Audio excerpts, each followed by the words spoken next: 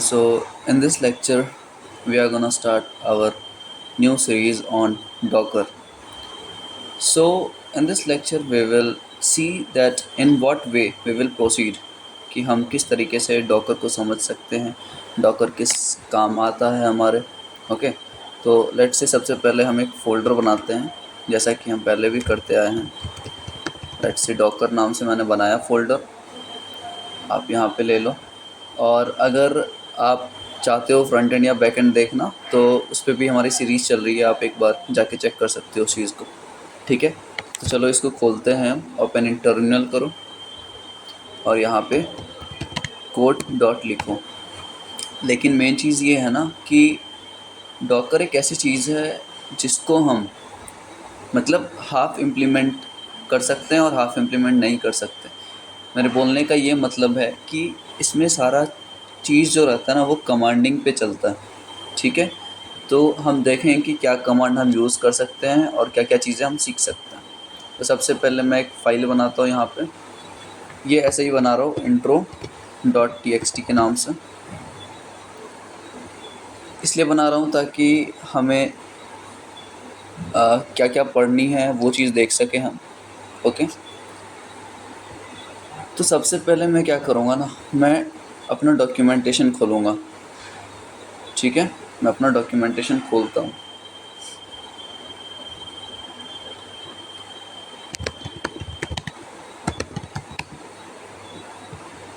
Okay, आपको सिर्फ यहाँ पे जाना है docs.docker.com।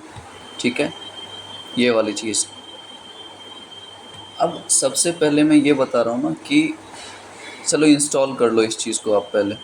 ठीक है, उसके बाद पढ़ते हैं कि डॉकर होता क्या है और हम क्यों यूज़ करते हैं इस चीज़ को। सबसे पहले मैं इंस्टॉल करूँगा इस चीज़ को। ठीक है, ये बाद में देखेंगे हम कि डॉकर क्या है क्या नहीं है। अभी के लिए सबसे पहले डॉकर डेस्कटॉप फॉर विंडोज़। ठीक है, तो फर्स्ट स्टेप हमारा क्या रहेगा इसमें? Step 1, Docker installation. Docker installation.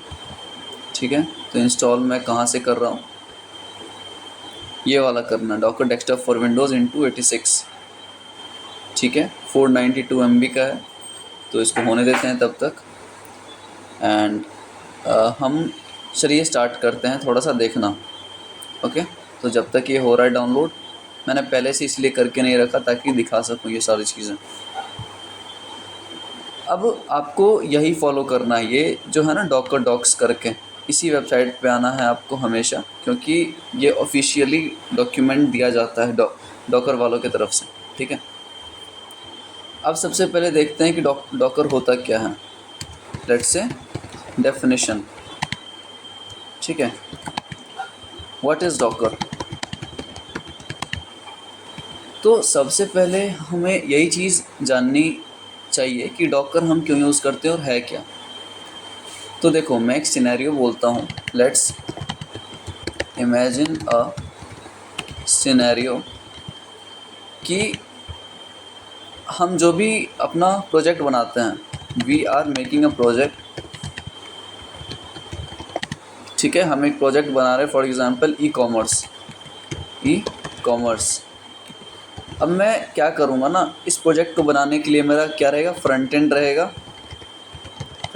For example react पे। मेरा बैक एंड रहेगा अपना एक्सप्रेस पे। एंड जो डेटाबेस रहेगा अपना, डेटाबेस जो रहेगा हमारा वो रहेगा MongoDB। ठीक है, अब इस प्रोजेक्ट को बनाने के लिए ध्यान से समझना इस चीज़ को। इस ई कॉमर्स प्रोजेक्ट को बनाने के लिए मुझे ये सारी चीज़ें रिक्वायर्ड रहेंगी कि भाई मुझे, चलो रिएक्ट तो हम लोकली इंस्टॉल नहीं करते, ठीक है, क्योंकि एक लाइब्रेरी है, उसको हम इंपोर्ट करवाते हैं। लेकिन हमें बैकएंड यूज़ करने के लिए हमें क्या चाहिए? Node.js इंस्टॉल होना चाहिए भाई आपके लैपटॉप में। Node.js एक रन टाइम इन्वायरमेंट है, जब तक आप Node.js इंस्टॉल नहीं करोगे आपका बैकएंड नहीं चलेगा, बैकएंड पे सर्वर्स क्रिएट नहीं कर पाओगे आप। ठीक है, तो मेरे बोलने का मतलब सिर्फ इतना है कि जब आप कोई प्रोजेक्ट बनाते हो, for example in this case we are building an e commerce application. तो चाहे आप फ्रंट एंड लिख रहे हो या फिर बैक एंड लिख रहे हो, तो उसके लिए हमें एक इन्वायरमेंट चाहिए, या फिर मोंगो डीबी अगर हम यूज़ करना चाहते हैं तो हमें लोकली इंस्टॉल करने की ज़रूरत पड़ती है कभी कभी। ठीक है, तो उस चीज़ से बचने के लिए हमारे पास डॉकर आया। अब पहले इसका हम ऑफिशियल डेफिनेशन देख लेते हैं, उसके बाद हम आगे बढ़ेंगे। ऑफिशियल ये है इसका, अच्छा यहाँ पे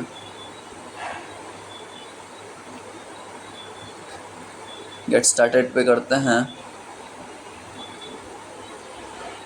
ठीक है, अब यहाँ से देखो, अब ये ऑफिशियल डॉक्यूमेंटेशन हमेशा आपको कंसीडर करना है।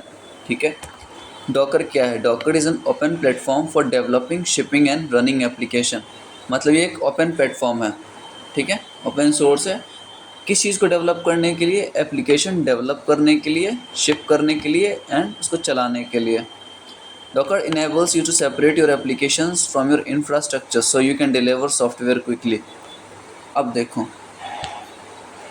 यही चीज़ अपने को समझनी है, बस ये लाइन मैं कॉपी करके यहाँ पेस्ट करूँगा, फिर अपन समझाएंगे इस चीज़ का मतलब।